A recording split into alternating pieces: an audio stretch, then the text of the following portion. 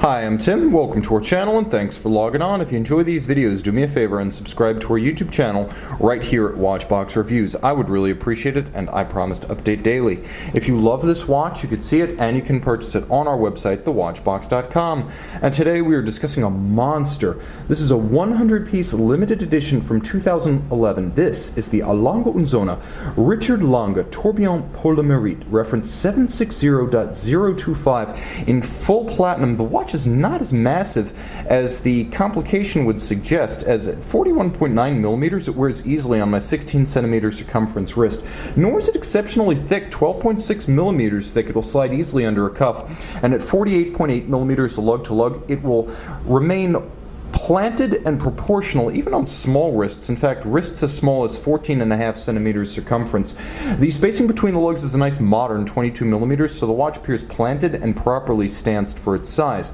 Now let's talk a little bit about this timepiece's accessories, because they are a bit special. As you can see, the strap is a large rectangular scale alligator leather, but matte finished for discretion. Folded edges, and you can see that there is a slight contrast. The stitch itself is an anthracite rather than a pure black. The watch includes a full platinum folding clasp, which is not something that Lange includes on most of its watches, even some of its flagship watches. So to get a full clasp is a sign that this is a truly special model. Now, of course, the Richard Lange series features the Roman numerals on the dial, stick indices are Saxonia, Arabic numerals are the 1815, and you can see the Roman numerals on this Richard Lange. Now you can see there's a lot more than just Roman numerals going on here, as we have a tourbillon, and an exquisite one with a wire-style filigree cage, hand-finished. Every surface of that tourbillon carriage has been black polished, including the screws themselves, which featured chamfered slots and beveled edges and black polished caps. Now the watch features a true standout refinement. Stop seconds or hacking for a tourbillon. Go ahead, try to find that anywhere else.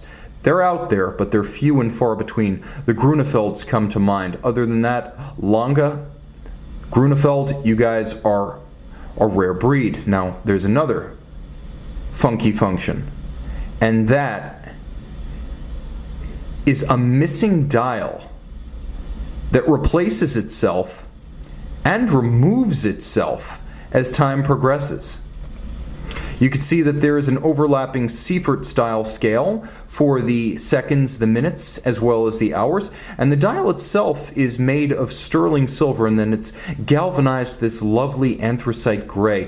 The hands themselves also of white gold, and if you turn everything over, you could argue that the watch gets even more interesting on its reverse side. Let's quickly pay attention to the case flank, which features a handsome contrast. Some Lange watches are all of polish around their midsection. This one has a worthwhile and punchy satin finish, longitudinal, that contrasts with the polish of the case back and the domed style bezel. Now, turning it all over, the movement is truly a treat, and I don't just say that because it's a tourbillon or because it has a diamond capstone on the bottom of the tourbillon carriage. No, I say that because this is one of the Pour le Merite series, which began with the original Tourbillon pour le Merite in 1994. The first Lange tourbillon watch was one of the first 4 watches, period.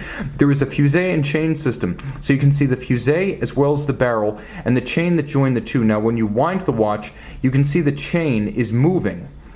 All 636 parts, 1/5 of a millimeter thick, and yet the chain with the strength to suspend 2 kilograms without breaking. Now the idea is that, and you can see there is a sort of spiral ramp that allows the chain to climb up and up and up to a larger circumference, like you would change the gears of a bicycle, and as you move the chain up and up and up the gears on the rear wheel, you decrease the amount of effort necessary to move the bike, and by using that mechanical advantage, the movement effectively increases torque over its 36 hours of power reserve. It's a constant force mechanism that ensures like the remontoire system used by F. Pigeon, that constant torque will always be delivered to the escapement and the tourbillon, so the watch keeps excellent time and it suffers no drop of amplitude for the vast majority of its power reserve. Now, it also features an overcoil hairspring to help it keep outstanding time in any orientation with respect to gravity, and for good measure, the movement has been adjusted in 5 positions like a chronometer. 31 synthetic rubies and 1 real diamond, again the capstone on the bottom of the tourbillon. You can see that the tourbillon half bridge is freehand engraved. There's a 3/4 style bridge, a nod to Saxon pocket watches of the 19th century. The material comprising the bridges and the plates is German silver, which is actually nickel, copper, and zinc, with the copper creating the golden hue you see here. They're both black polished screws, which you've seen, and blued screws, which are true kiln-fired heat-oxidized blue screws.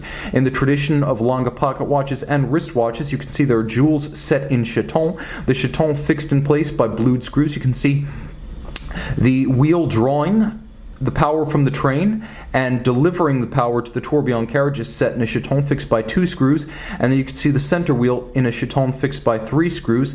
You can see that there is a dramatically stylized click atop the fusee, and I should also mention that there is a stop work system so that when the watch can no longer keep good time, it will stop itself rather than run in error. The timepiece is extraordinarily finished, and you can see the edge of every bridge with mirrored anglage.